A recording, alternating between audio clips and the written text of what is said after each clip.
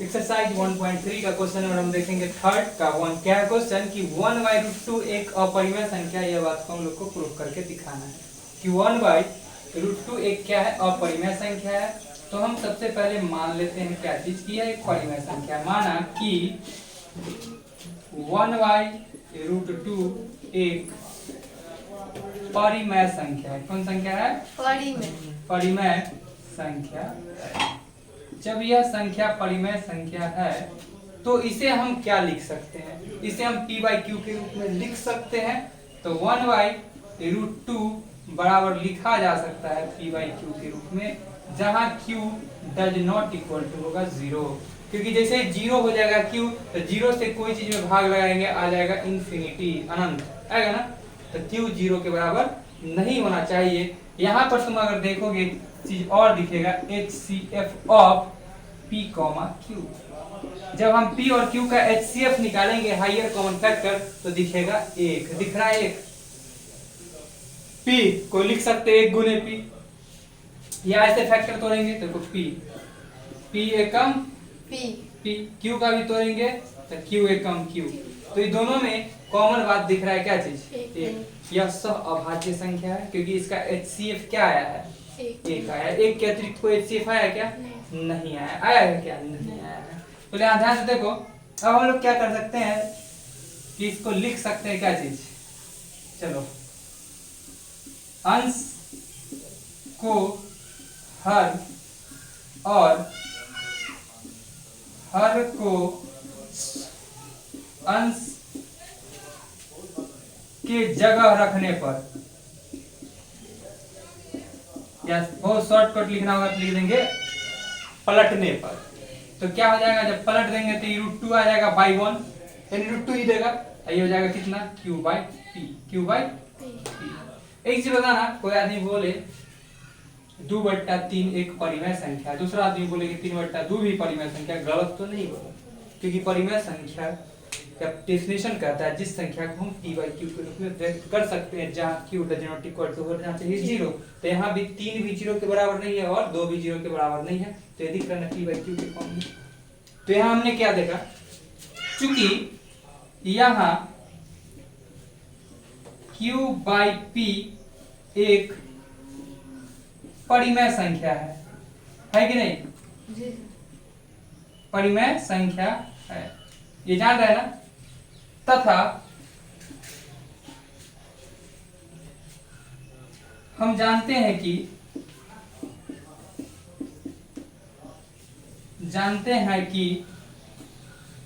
√2 एक अपरिमेय संख्या है।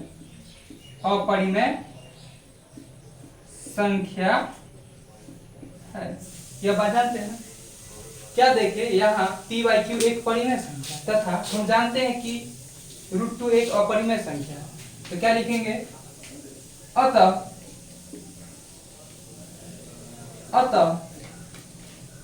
अपरिमेय संख्या डज नॉट इक्वल टू होगा परिमेय संख्या के। सॉरी परिमेय संख्या। कभी अपरिमेय संख्या परिमेय संख्या के बराबर हो सकता है? नहीं। और हमने यह बात माना था, यहाँ माना था ना, यह क्या है? परिमेय संख्या कि √2 बराबर है p/q के रूप में या q/p के रूप में लिखे हैं। पलटने पर q/p के रूप में, तो q/p के रूप में तो क्या है ये? देखो ना, लिखे थे ना q/p जो है एक परिमेय संख्या है, वो किसके बराबर है? √2 के बराबर है। तो क्या हमने जो माना था वो गलत है या सही है? गलत है। तो हमने जो माना था उसका क्या उत्पन्न होगा? विरोधाभास। जो हमने माना था उसका विरोधाभास ना उत्पन्न हो रहा है। अतः हम कह सकते हैं कि 1/√2 एक अपरिमेय संख्या है। अपरिमेय संख्या है। बात हो गया प्रूफ, समझ में आया कि नहीं आया? इसको हम ऐसे बनाए या हम क्या करते, क्रॉस मल्टीप्लिकेशन, क्रॉस करते हैं, परिमेयकरण करते, या इसको हम यहाँ पर क्रॉस मल्टीप्लिकेशन करके भी बनाते, तो पलट के तो यही आता बात। देखो p से इसमें गुना करते √2p आता ना, p फिर सट्टा से इसके बट्टा में भेज देते तो q p देता, या हम क्या कर दिए, इंटरप्लेस कर दिया, स्थान को ही बदल दिए, p की जगह q और q की जगह p रख दिए, और 1 की जगह √2 और √2 की जगह 1 रख दिया। समझ में आया बात? समझ में आ गया होगा ये। दूसरा क्वेश्चन क्या है, 7√5। हम इसको भी चाहे तो इसी मेथड से बना सकते हैं। क्या है 7√5? एक क्या है, और परिमेय संख्या कैसे प्रूफ करेंगे? तो देखो इसमें भी लिख देते हैं, माना कि 7√5 एक परिमेय संख्या है, परिमेय संख्या है, यह बात हमने माना।